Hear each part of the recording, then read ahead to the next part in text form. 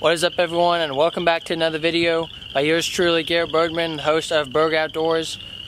I'm out here on a piece of property right now that I was able to get permission for last year late, and this season a couple months before, or a month before the season of bow hunting in 2020. I was able to bag a doe out here, figure a couple things out on this small property. It's only about 9.5, 10 acres out here that they own, and they were kind enough to give me permission for it. And I'm just doing a little bit of work, trying to make a plan for next year. The plan for the day is to kind of fix my feeder here. I had it over, there's another field I'll show you over here that the parents actually live on. So I had it over there, but when they hayed the field, the deer stopped using it. So I'm gonna move it over to here because there was a big deer trail. I had a camera set up here, and I'll put it back up. It was right there on that tree, and the deer would run here and out to there. And then that was a bean field, but of course after they cut it, the deer would stop using it. So this is gonna be more of a kind of permanent food source, kind of a permanent, but not really. But it is actually broken right now. The propeller is kind of locked up. That propeller is kind of locked up right there. So I need to take it apart and kind of fix it, spray some WD-40 on it. And then there's also a crack in it that I need to fix. I'll show you guys that later. I brought some, I meant to get tape last night at Walmart, but I forgot about it. And so now I have some Gorilla Glue. So let's get working on it. Okay, so let me show you guys what I mean by locked up. So it's gonna start testing here in about 8 seconds, which means that the corn should start coming out. It shoots out pretty hard, so maybe I'll tone that down, but it should be spinning out here any moment now, and I'll just hear a clicking sound like it's trying to spin, but it won't spin all the way. Yep, it went off, and as you can see, no corn came out, so that means that that needs to be, I think the bearings are maybe bad. I don't know how old this is. I bought it off of the Facebook Marketplace last year, and I had to do the same thing before I used it the first time, which is just take this apart and then kind of spray some WD-40 on it, and I'll show you guys how I do that. But the problem is that it's half full of corn. It was all the way full, and I put them in 5-gallon buckets right there, the corn, and I filled it about halfway, and then I decided I would test it. Mistake on my part, I should have tested it first.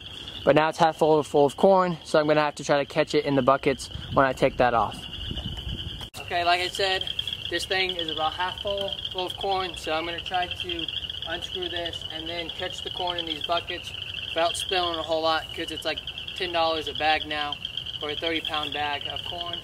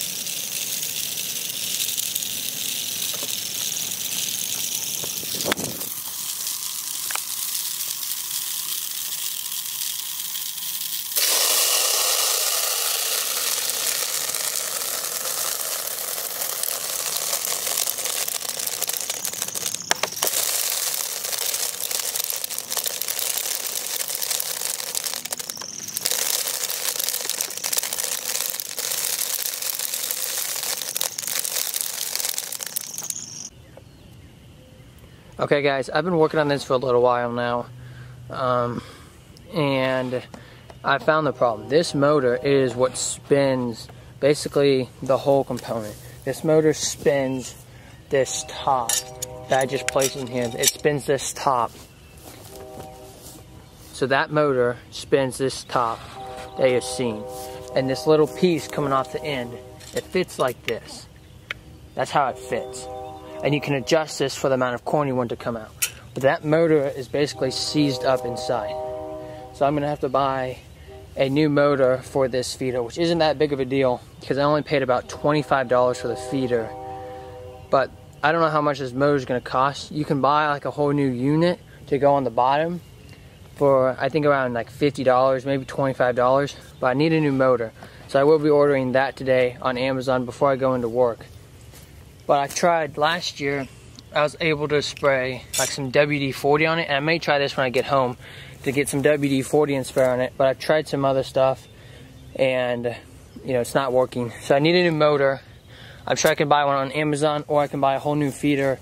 I think they sell them at Walmart for like less than $100, so not a big deal, but I need a new motor. That's why I'm out here early before the season is even closer starting, so I can figure out all these kinks. I'll walk you guys through the property and kind of some of my ideas on what I need to do. But other than that, you know, the feeder's put on hold for a little while. Alrighty guys, since I'm done with the feeder for now, I'll walk you through the property and show you guys kind of what I'm thinking of doing this year.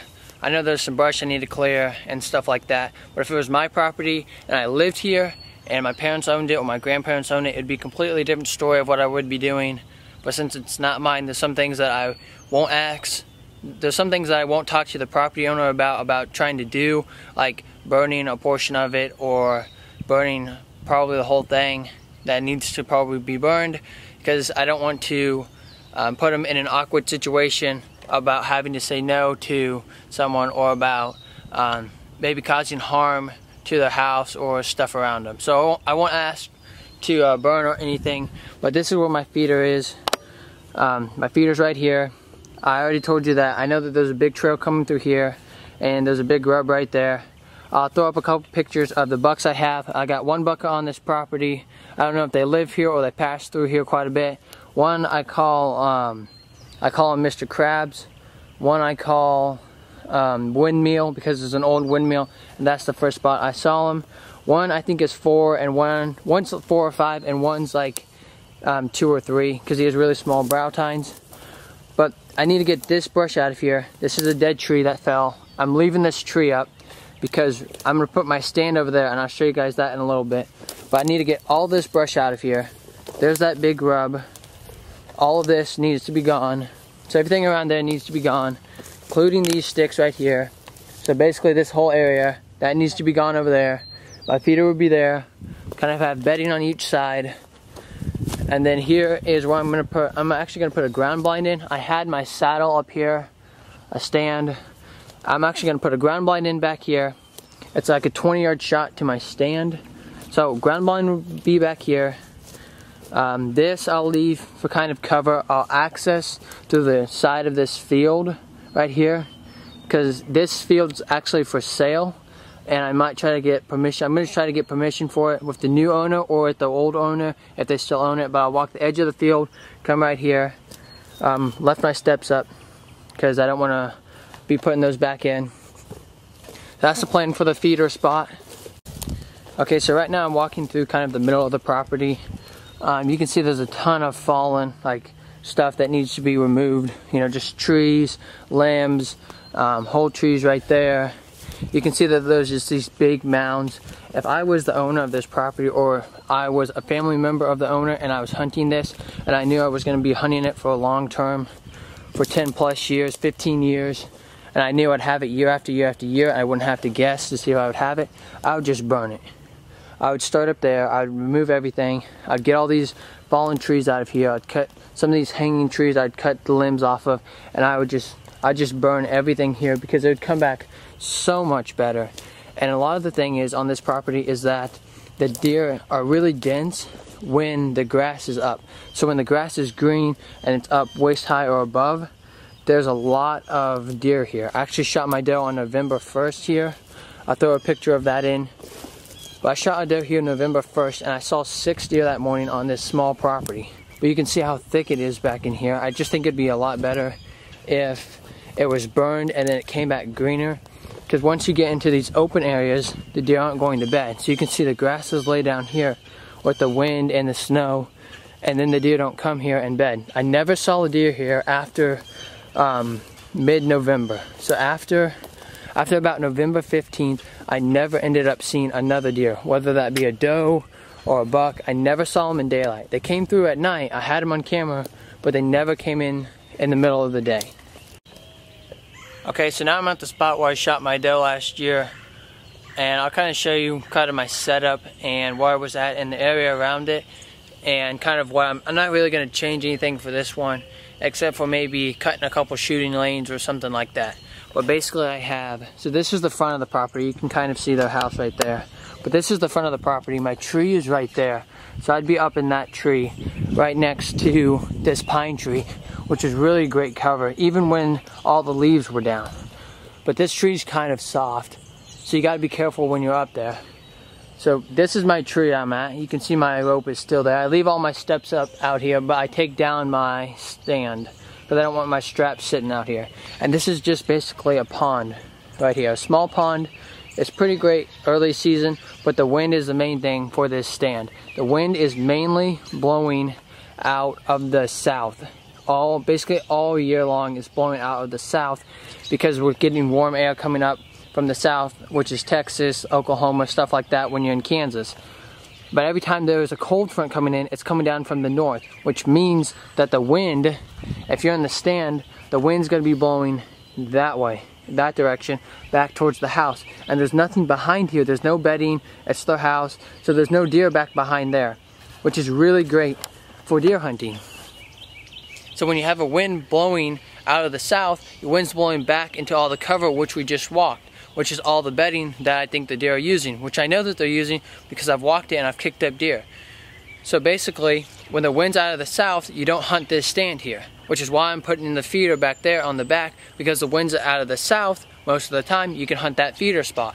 Even when it's raining or it's windy, it's going to be really easy to hunt that. You can just basically cross that field, which I showed you guys, and go down to the other side and sneak right into that ground blind I'm going to build.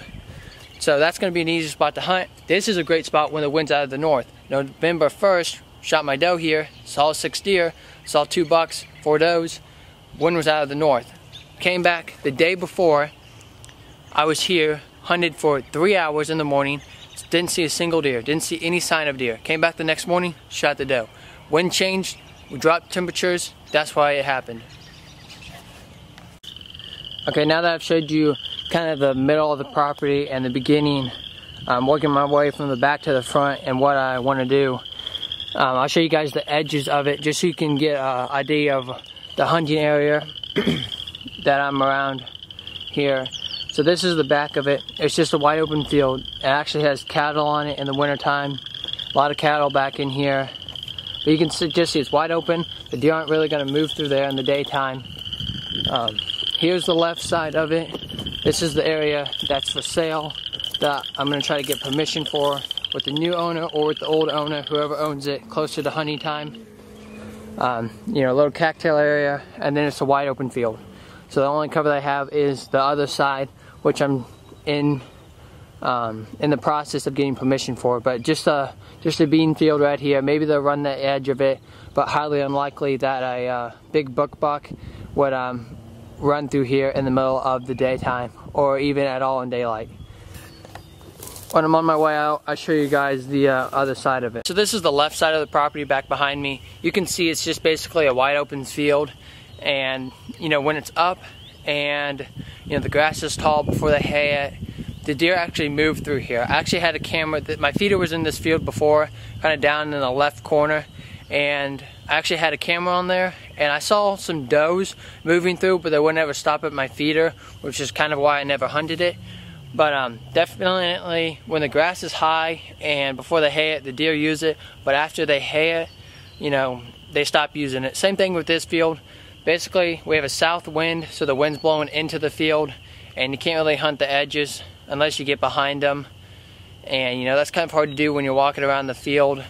So you can't really hunt it a whole lot until winter time or mid-November, kind of beginning of November, unless you get a north wind, which really doesn't happen a whole lot until later in the season. So it's hard to hunt, and they hay it.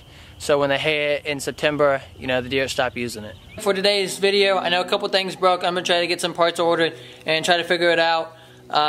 You know, I'm glad that they broke earlier. I guess my belt motor only. I'm glad that that happened earlier in the season instead of later when I was, you know, fishing every weekend and fishing hard with the spawn on and the crappie going. my feeder, I think I may be able to get that working. I don't know. I need to. I probably need to spray some WD-40 on it and let it sit for a while. Maybe I can get that working. I'll probably just buy a new one because I don't think that'll be that expensive. But you know, with these new projects, I probably have to clean off my workbench a little bit. It's looking a little bit messy. But if anyone's in the market for a trolling motor that needs a new armature down here, I ended up breaking that when I was working on my boat. So if anyone's looking for one, just let me know, shoot me a comment, or DM me on Instagram at Berg Outdoors, and I will catch you in the next one.